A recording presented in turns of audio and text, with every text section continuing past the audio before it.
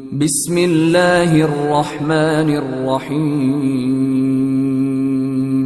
اب میں آپ کو بتانا چاہتا ہوں تہذیب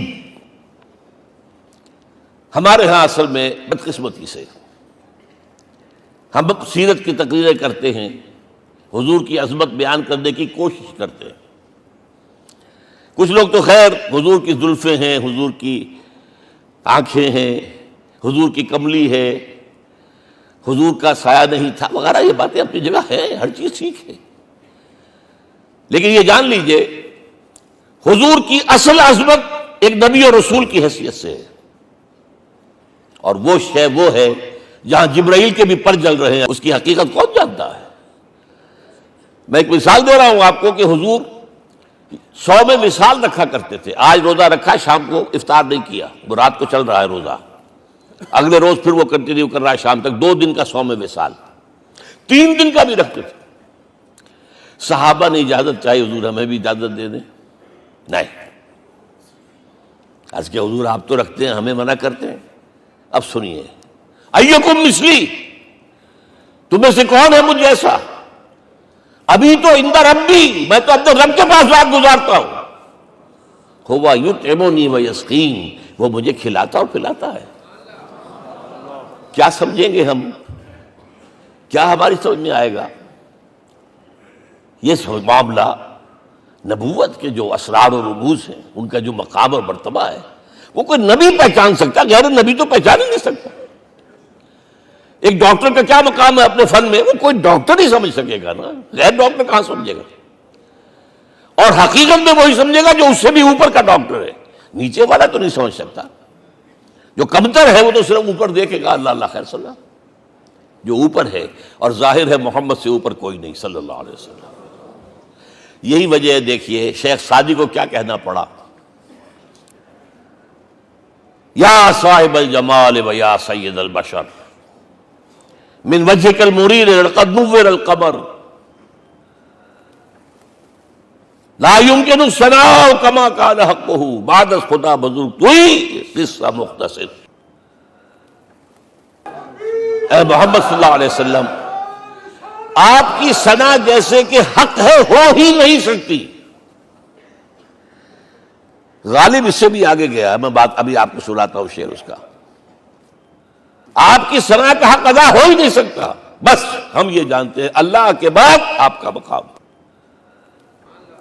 غالب جو آگے گیا ہے کہتا ہے، غالب ثنائے خواجہ بیزداں گزاشتے کہاں ذات پاک مرتبہ دان محمد است۔ اے غالب ہم نے تو حضور کی ثنا تو اللہ کے حوالے کر دی ہے، اس لیے کہ وہی ذات پاک جانتا ہے مرتبہ محمد کا کیا ہے صلی اللہ علیہ وسلم۔ ہم بیان کرنے کی کوشش کریں گے تو توہین کر بیٹھیں گے۔ ایک لطیفہ ہے، ایک بیچارہ کوئی دیہاتی کہیں پھنسا ہوا تھا کسی جگہ، تھکا ہوا چل رہا تھا، ڈپٹی کمشنر صاحب جا رہے تھے، کار میں بٹھا لیا۔ اب اس نے کہا، پتر تینوں اللہ پٹواری کرے۔ اب اس غریب کے جو ہے اس کے ذہن میں تو پٹواری سے اوپر تو کچھ ہے ہی نہیں، اس کے قلم سے جو ہے ادھر کا انتقال ادھر ہو گیا، ادھر کی طرف ادھر چلی گئی، تو ڈی سی کو وہ تعریف کر رہا ہے اپنے سمجھ کے مطابق، پٹواری کرے۔ تو ہم کہیں پٹواری والا معاملہ نہ کریں۔ ہاں ایک پہلو ایسا ہے جس کے حوالے سے حضور کی عظمت ہماری سمجھ میں آئے گی۔ حضور ایک انسان کی حیثیت سے کیا تھے، ایک باپ کی حیثیت سے آپ کا کیا طرز عمل تھا، ذرا یاد کیجئے۔ جگر گوشہ رسول حضرت فاطمہ بطول رضی اللہ تعالیٰ عنہ وہ حاضر ہوتی ہے، ابا جان دیکھیے چکی پیس پیس کر یہ گھٹے پڑ گئے میرے ہاتھ میں، کہ کنویں سے پانی لاتی ہوں، مشکیزیں کہ یہاں پر بندیاں پڑ گئی۔ حضور اب تو عام لوگوں پر بھی آسانیاں ہیں، لوگوں کے ہاں غلام آ گئے ہیں، کنیزیں آ گئی ہیں، مال و دولت آ گئی ہے، مجھے بھی کوئی غلام کنیز عطا ہو جائے۔ اور آپ کو معلوم ہے یہ لخت جگر نور چشم محمد کی سب سے پیاری بیٹی صلی اللہ علیہ وسلم، کوئی شک نہیں اس میں، فاطمہ، کیا بیتی ہوگی حضور کے قلب پر۔ لیکن فرمایا، کیا بیٹی یہ دنیا کی چیزیں ہماری لیے نہیں ہیں، میں تمہیں اس سے بہتر شے دیتا ہوں، تسبیح فاطمہ، ہر نماز کے بعد 33 مرتبہ سبحان اللہ، 33 مرتبہ الحمدللہ، 33 مرتبہ اللہ اکبر کہہ لیا کرو.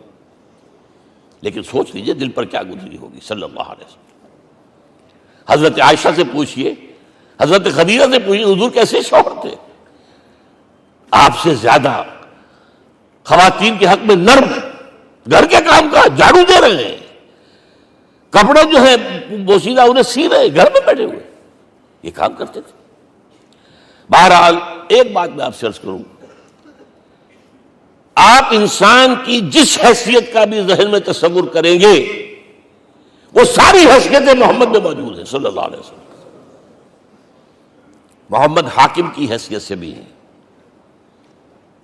محمد سب سالار کی حیثیت سے بھی ہیں، محمد قاضی القضات بھی ہیں، محمد ہیڈ آف دی اسٹیٹ بھی ہیں،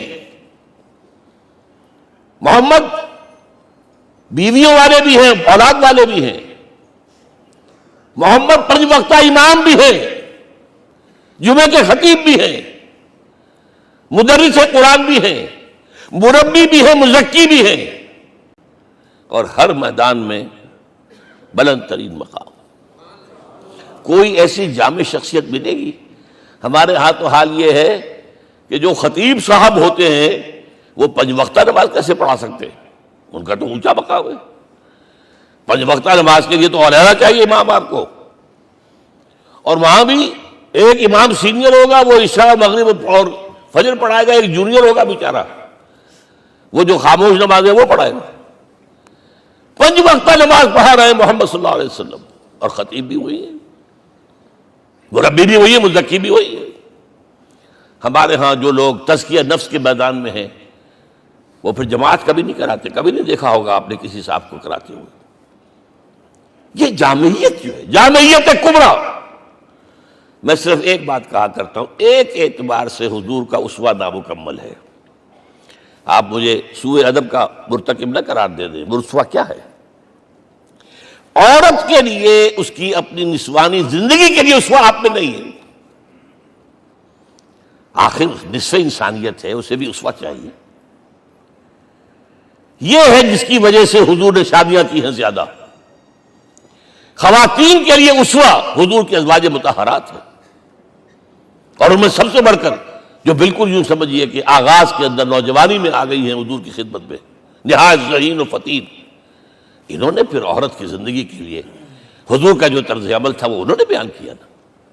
اس لیے سورہ احزاب کے اندر اس کا تذکرہ ہے، جہاں یہ آتا ہے لقد کان لکم فی رسول اللہ اسوۃ حسنہ، وہیں پر یا نساء النبی لستن کاحد من النساء، اے نبی کی بیویوں تم عام عورتوں کے مانند نہیں ہو، تمہیں تو اسوہ بننا ہے امت کے لیے.